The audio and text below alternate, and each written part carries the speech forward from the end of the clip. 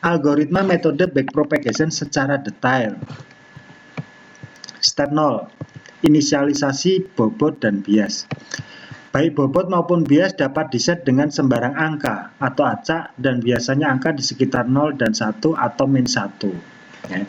Jadi bias, nah di sini ini ditentukan secara acak, bisa rentang 0, 1 atau min 1 untuk mempermudah perhitungan.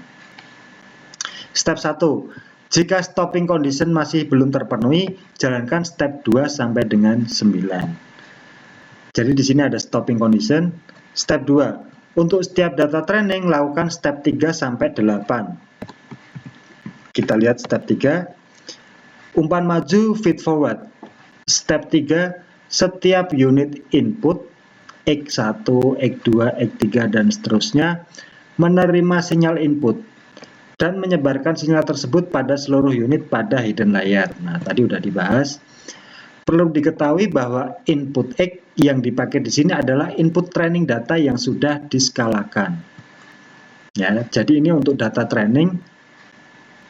Input X yang dipakai di sini adalah input data training yang sudah diskalakan berbentuk metrik.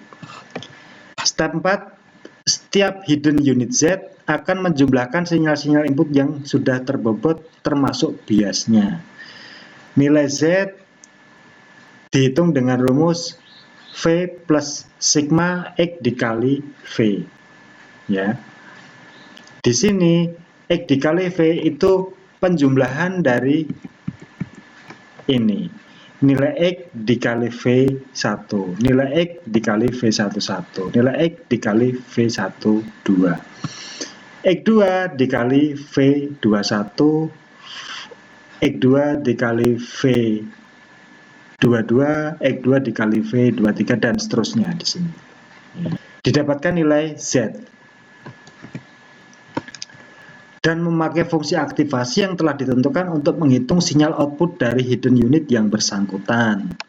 Fungsi aktivasi dari Z sama dengan F dalam kurung Zin.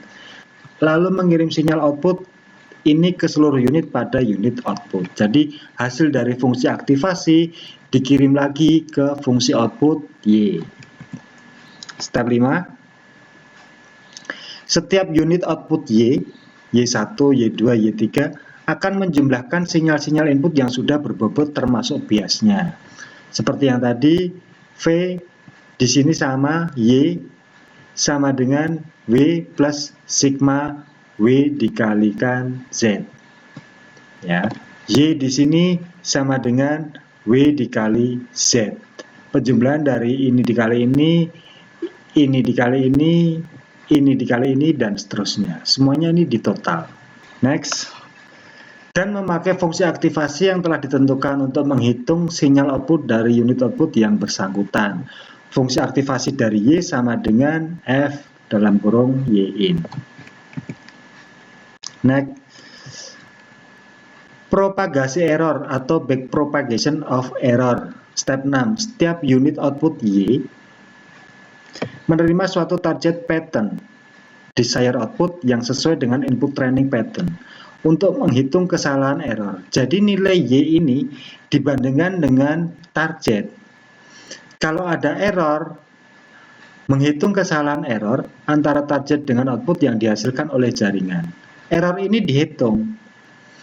Error ini dihitung rumusnya delta sama dengan target dikurangi output dikali fungsi aktivasi Y. Targetnya berapa? Outputnya sudah ketemu dikali fungsi aktivasi output. Dihasilkan error di sini. Faktor delta ini digunakan untuk menghitung koreksi error yang nantinya akan dipakai untuk memperbarui bobot. Selain itu juga dihitung koreksi bias W yang nantinya akan dipakai untuk memperbarui W. Faktor delta ini kemudian dikirim ke layar yang berada pada step 7. Step 7. Setiap hidden unit Z menjumlah input delta yang dikirim pada layar step 6 yang sudah berbobot. Next. Faktor delta ini digunakan untuk menghitung koreksi error yang nantinya akan dipakai untuk memperbarui V. Selain itu juga dihitung koreksi bias V yang nantinya akan dipakai untuk memperbarui VOC. Memang sedikit membingungkan kalau kita membaca teori-teori rumus ini. Lebih jelasnya mungkin lebih enak kalau menggunakan langsung praktek perhitungan, ya. Kemudian hasilnya dikalikan dengan turunan dari fungsi aktivasi yang digunakan jaringan untuk menghasilkan faktor koreksi error delta J. Step 8. Setiap unit output Y akan memperbaharui bias dan bobotnya dari setiap hidden unit. Demikian pula untuk setiap hidden unit akan memperbarui bias dan bobotnya dari setiap unit input. V baru sama dengan V lama ditambah delta V. Step 9. Memeriksa stopping condition. Jika stopping condition telah terpenuhi, maka pelatihan jaringan dapat dihentikan. Untuk menentukan stopping condition, terdapat dua cara yang biasa dipakai, yaitu membatasi iterasi yang dilakukan. Misalnya, jaringan akan dilatih sampai iterasi yang ke-500. Ini kita yang menentukan, ya. Yang dimaksud dengan satu iterasi adalah perulangan, step 3 sampai step 8 untuk semua training data yang ada. Jadi satu proses training itu disebut satu iterasi. Ketika kita bilang 500 iterasi, berarti proses iterasi dari step 3, step 8 sekali, 2 kali, 3 kali, dan seterusnya sampai 500 kali. Atau cara yang kedua, membatasi error. Misalnya, menentukan besar min square error antara output yang dikehendaki dan output yang dihasilkan oleh jaringan. Jika terdapat sebanyak M training data, maka untuk menghitung min square error digunakan persamaan sebagai berikut. MSE sama dengan 0,5 dikalikan sekian. Setelah pelatihan selesai, jika kemudian jaringan diberi input, jaringan akan menghasilkan output seperti yang diharapkan. Nah, ini adalah proses testing. Setelah tadi training berjalan dan selesai, maka proses akhir adalah testing. Harapannya jaringan akan menghasilkan output seperti yang diharapkan. Cara mendapatkan output adalah dengan mengimplementasikan metode backprop, tetapi hanya pada bagian umpan majunya saja, feed forward, yaitu dengan langkah-langkah sebagai berikut. Nah, ini langkah seperti tadi yang sudah dijelaskan. Oke, sekian dulu kuliah hari ini. Semoga bermanfaat. Kalau ada pertanyaan, silahkan komen di bawah.